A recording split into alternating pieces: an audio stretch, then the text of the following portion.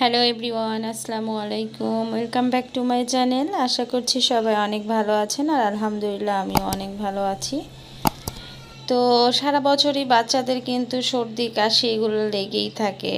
আমরা এগুলো ফেস করি যাদের ছোট বাচ্চা আছে, আর এটা থেকে অনেক বড় কিছু হতে পারে। তাই সর্বপ্রথম আমরা যেটা করব, ঘরোয়া চিকিৎসার মাধ্যমে কিন্তু আমরা এই সর্দি কাশি ঠান্ডা লাগা এগুলা সারাতে পারি। আর এখন যেহেতু সিজন চেঞ্জ হচ্ছে, এখন সর্দি কাশি লাগবেই।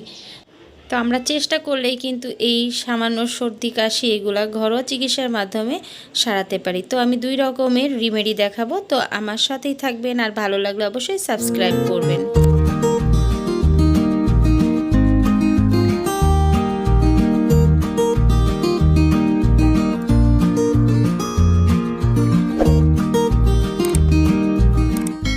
তো আমার প্রথম যে ড্রিঙ্কসটা তৈরি করব, সেটা করতে যেগুলো দরকার, আমি কিছু আদা কুচি করে নিয়েছি, 1 চিমটি হলুদ নিয়েছি, আর 1 চামচ মধু নিয়েছি, 4টা লবঙ্গ নিয়েছি, এবং 10-12টা তুলসী পাতা নিয়েছি, এবং 5-6টা কালো গোলমরিচ নিয়েছি।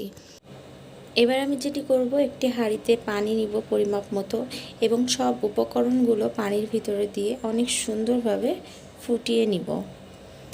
আর আমি এখানে যে সব উপকরণগুলো ব্যবহার করেছি এগুলো সম্পূর্ণ নিরাপদ। বাচ্চাদেরকে আপনারা অনায়াসে এটা দিতে পারেন, আর বড়রাও খেতে পারেন। বাচ্চাদের পাশাপাশি বড়দের জন্য এটা অনেক কার্যকরী।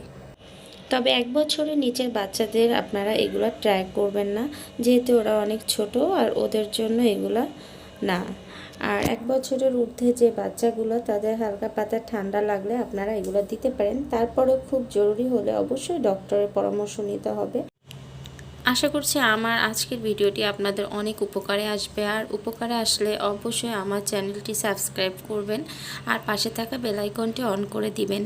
আর আপনারা যদি আমাকে সহযোগিতা না করেন, তাহলে আমি আর সামনের দিকে এগোতে পারবো না।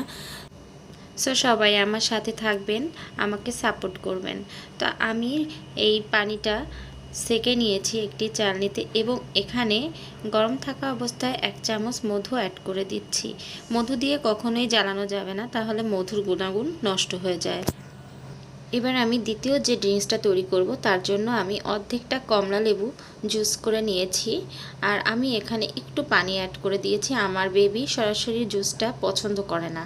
আপনারা চাইলে পানি নাও অ্যাড করতে পারেন, এটা সম্পূর্ণ অপশনাল।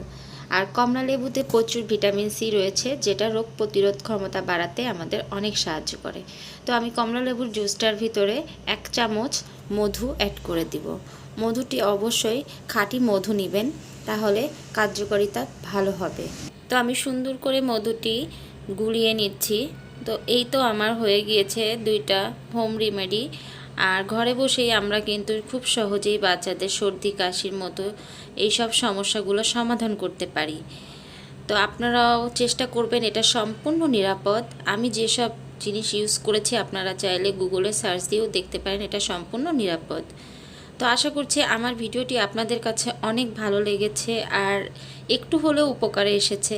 আর যদি একটু উপকার হয়ে থাকে, আর একটু আমার ভিডিওটি ভালো লেগে থাকে, তো অবশ্যই আমার চ্যানেলটি সাবস্ক্রাইব করবেন। আমার নতুন বন্ধুরা আর যারা অলরেডি করেছেন, তাদেরকে অসংখ্য ধন্যবাদ ও বুক ভরা ভালোবাসা। সবাই অনেক ভালো থাকবেন, আমাদের জন্য দোয়া করবেন। আল্লাহ হাফেজ।